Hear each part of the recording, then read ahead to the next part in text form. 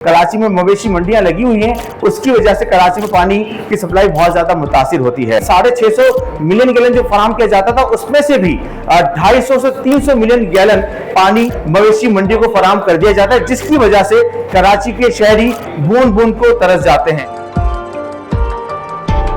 एक जानवर को कम से कम यौमिया 6 लीटर पानी चाहिए होता है। व्यापारी आते हैं जो कि नहाते भी हैं, पीते भी हैं, इस्तेमाल भी करते हैं।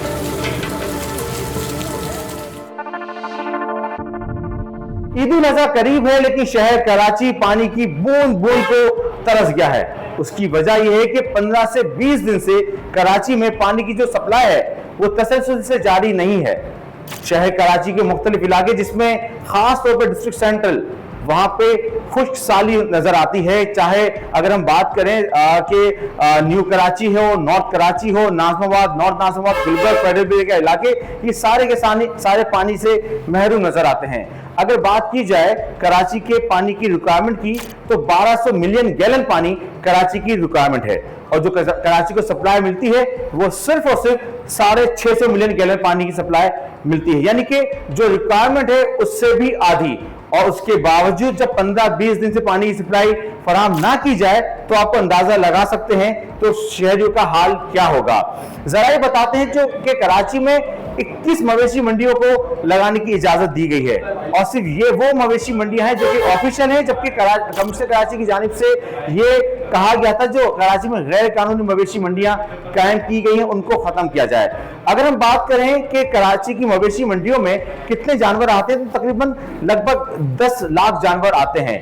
और अगर हम एक इसको जो है चेक करें, देखें, तो एक जानवर को कम से कम यौमिया 6 लीटर पानी चाहिए होता है। अगर 10 लाख को हम मल्टीप्लाई करें 6 लीटर से, तो 13 लाख लीटर से ज्यादा पानी बनता है। यानी कि जरा ये बताते हैं कि 650 मिलियन गैलन जो फराम किया जाता था, उसमें से भी 250 से 300 मिलियन गैलन पानी मवेशी मंडियों को फराम कर दिया जाता है, जिसकी वजह से कराची के शहरी बूंद बूंद को तरस जाते हैं। और इसके साथ साथ अलमिया यह है डिस्ट्रिक्ट सेंट्रल का कि पानी की सप्लाई तो मुनक़ता थी ही, लेकिन जो हाइड्रेंट है वो भी सप्लाई नहीं कर पा रहे, क्योंकि जो हाइड्रेंट की जो टाइमिंग है 10 से 12 घंटे वो यौमिया चलते हैं, लेकिन जो सप्लाई बंद हो जाने की वजह से वो जो है 4 से 5 घंटे बामुश्किल चल पाते हैं। यानी कि अगर एक दिन में 600 टैंकर फराम किए जाने हैं डिस्ट्रिक्ट सेंट्रल को, तो वो मुश्किल से 200 गैलन फराम कर पाते हैं। तो इससे अंदाजा लगाया जा सकता है कि शहर में पानी की किस तरह से कहत साली हमें नजर आती है। इसकी वजह ये भी बताते हैं कि जो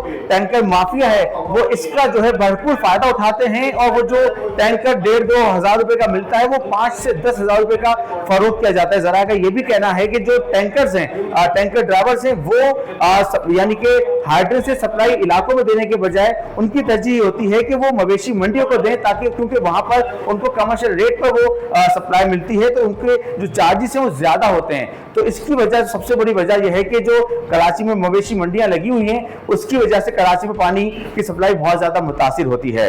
अब अंदाजा लगाएं कि हर साल ईद उल अज़हा से कबल जो है पानी की सप्लाई का मसला उठता है। शहरी जो है चीखते रह जाते हैं, बिलबिलाते रह जाते हैं, लेकिन पानी उनको फराहम नहीं किया जाता।